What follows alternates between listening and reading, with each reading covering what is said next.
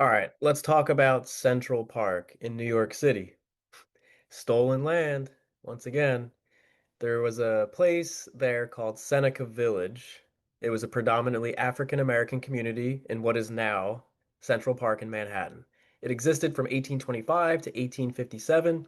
It was located between 82nd and 89th Street, between 7th and 8th Ave.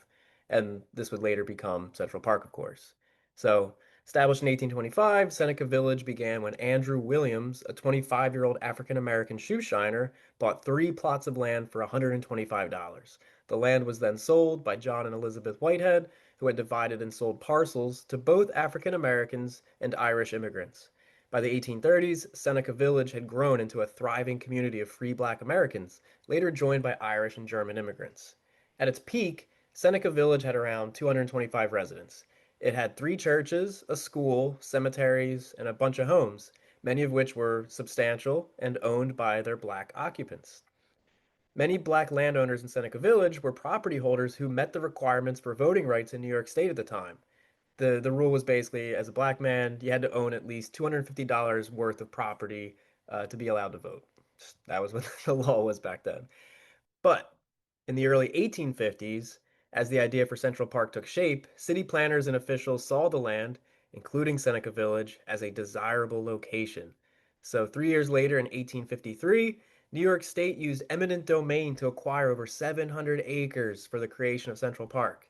Despite protests and legal battles at the time, the city evicted the residents by 1857, often using force. Residents were compensated, but the payments were inadequate. So, for many years, the story of Seneca Village was largely forgotten or just omitted from history books.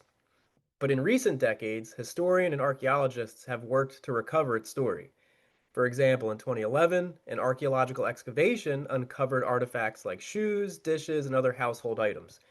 Today, there is a commemorative plaque in Central Park near West 85th Street, and it recognizes the historical site of Seneca Village. So they got a plaque, right?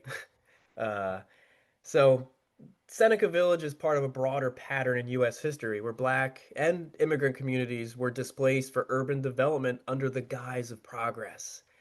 Its erasure and everything reflects the intersection of race, class, urban planning, and all that. So, but here's the thing, okay?